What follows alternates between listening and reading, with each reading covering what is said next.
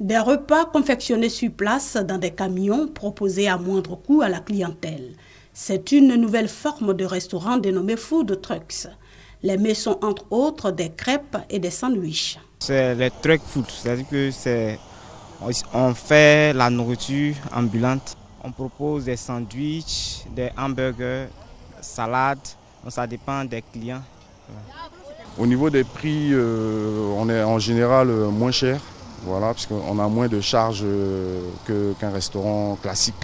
Ces camions-restaurants sont très appréciés des élèves qui composent en majorité la clientèle à cause de leur proximité avec les établissements scolaires. Sortant de l'école, j'ai vu qu'il y avait un camion et en fait je connais ça depuis le début depuis l'année dernière. Et donc voilà, je suis venu ici. C'est un choix de venir ici parce que c'est proche de l'école. Cette forme de commerce est rentable selon les propriétaires qui rassurent leur clientèle sur les mesures d'hygiène qu'ils respectent. Alors l'avantage du camion restaurant pour le client, c'est de retrouver des normes d'hygiène qui vont être les mêmes que dans un restaurant. On va avoir un intérieur en inox, des réfrigérateurs et tout ce qui permet de cuisiner, de préparer de la nourriture dans les conditions optimales d'hygiène. Donc ça, c'est quelque chose de très rassurant pour le consommateur. Au niveau de l'hygiène, lorsqu'on finit le soir, on pulvérise dedans et avant le départ, il y a d'abord un nettoyage au niveau du laboratoire. On a un labo et les produits aussi sont conservés au frais. On travaille avec des groupes électrogènes. Et si les mesures d'hygiène sont respectées dans les camions, ce n'est vraiment pas le cas pour l'espace affecté à la consommation des repas, ce qui apparemment ne semble pas gêner les clients. Espace insalubre ou pas, ces camions-restaurants poussent aujourd'hui comme des champignons dans la commune d'Abidjan. Mais au fait, sont-ils soumis à une réglementation? Lorsque vous avez une intoxication avec un véhicule qui est mobile, je veux dire que vous ne pouvez pas maîtriser effectivement l'impact de l'alimentation ou bien du repas tout de suite sur la population. Quels sont les moyens que nous avons pour pouvoir confirmer qu'effectivement c'est ce véhicule-là? Et donc les risques sont très grands. Et c'est pour ça que c'est une activité qui reste réglementée. On voit aujourd'hui une prolifération de ce type d'activité. Et bien croyez-moi qu'une action forte sera menée et nous allons régler et réglementer totalement cette activité. La plupart de ces camions existent depuis 2 ans et ils sont créés par une personne ou des associations de personnes. Des pâtes aux orties, à l'ail des ours ou encore au cèpe. Jusqu'ici, rien de très surprenant.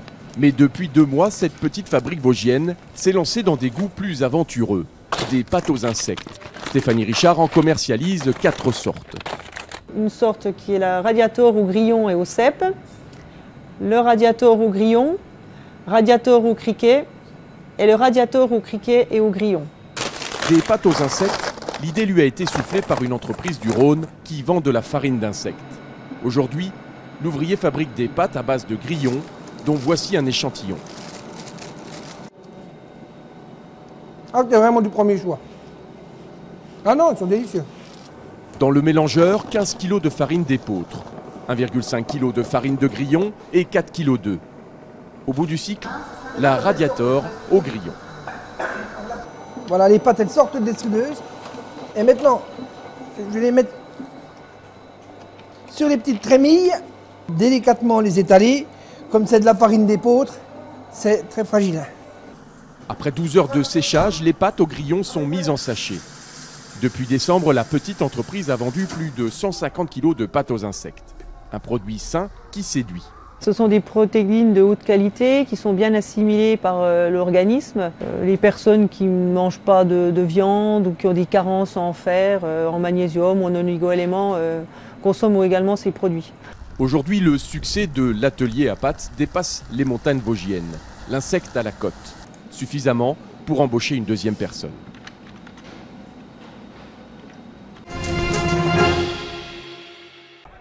Le secteur du commerce constitue, selon la Chambre de commerce et d'industrie de Côte d'Ivoire, un maillon essentiel de l'économie ivoirienne. Pourvoyeur d'emplois à plus de 80%, ce secteur rencontre d'énormes difficultés. Entre autres, l'absence de financement de projets des acteurs du commerce et le manque d'une couverture d'assurance pour les marchés en cas d'incendie. Le commerçant n'a pas d'assurance, ni à la fois pour le commerçant physique et aussi pour les infrastructures marchés dans lesquelles ils mènent leurs activités. Les maisons d'assurance refusent de les accompagner pour une question de normes sécuritaires. quand ces commerçants parfois ont manqué un devoir de citoyenneté, qui n'ont pas pu payer peut-être leur patente ou leur ODP, la pression qu'ils subissent, et parfois c'est inexplicable. Les commerçants sont réunis en séminaire pour plancher sur ces problèmes. Ils entendent trouver des solutions adéquates pour un meilleur environnement des affaires. Thème choisi, enjeux et perspectives d'un commerce équitable, pourvoyeur d'emploi, la carte professionnelle des commerçants, le catalyseur nouveau. Pour un pays comme la Côte d'Ivoire, il est maintenant important que les commerçants aient une mutuelle pour leurs membres. Les solutions que nous allons proposer vont être contenues dans un document que nous allons remettre au ministre du Commerce qui va se charger de remettre ça au gouvernement. Créée le 20 octobre 1997, la Fédération nationale des acteurs du commerce de Côte d'Ivoire FENACSI est une organisation patronale. Sa mission est de défendre les intérêts matériels et moraux des commerçants.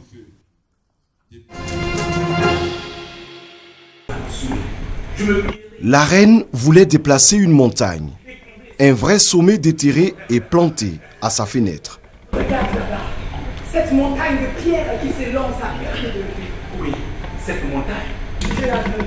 Par amour, le roi lui en fait la promesse. Il engage tout le royaume dans ce projet utopique. Je convoquerai un conseil de ministres auquel seront associés tous les experts en travaux publics de ce royaume. Je les sommerai de me déterrer cette montagne dans les 24 heures après le conseil. Un projet qui déclenche une guerre fratricide. Le roi est tué par son frère qui s'installe dans le trône. Et pourtant, ce qui apparaît comme un caprice de souveraine cache un trésor. Sous cette montagne que le peuple s'emploie à creuser se trouvent des richesses inestimables.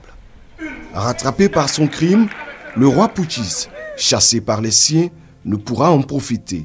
Ainsi, pourrait-on résumer la pièce de théâtre « La reine et la montagne », écrite par le ministre de la Culture et de la Francophonie, qui entend ainsi poursuivre ses efforts de relance des planches ivoiriennes.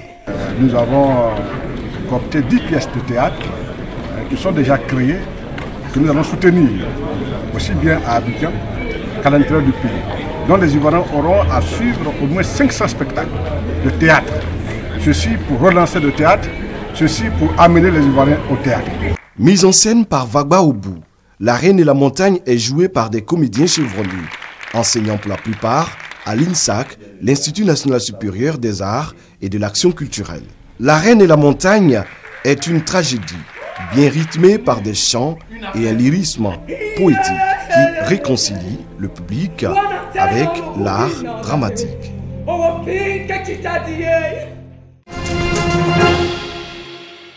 Germain Kwame et Eliane Yao sont respectivement super lauréats des collections Les plus belles lettres d'amour et intimes confidences du concours Adoras. Ils sont les meilleurs parmi les 19 lettres d'amour sélectionnées par le jury. Ce qui a prévalu, c'est que les manuscrits sont arrivés et il fallait d'abord rechercher l'adéquation aux différents thèmes et puis bien sûr la belle écriture.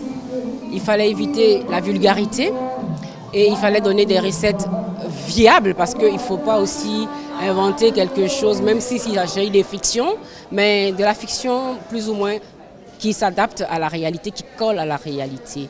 Faire la promotion de nouveaux talents d'écrivains, susciter le goût de la lecture sont entre autres les objectifs de ce concours.